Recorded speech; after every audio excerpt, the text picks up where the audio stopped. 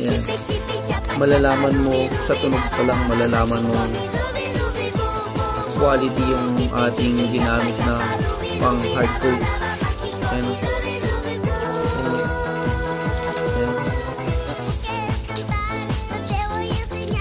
Para siyang mga babasagin na malutong. Quality yung hard coat natin dyan mga boy. Pati yung pintura natin boys, kung makikita nyo. Oh. Quality yan boy. Ito yung advantage natin dun sa iba na gumagaya. Fluorescent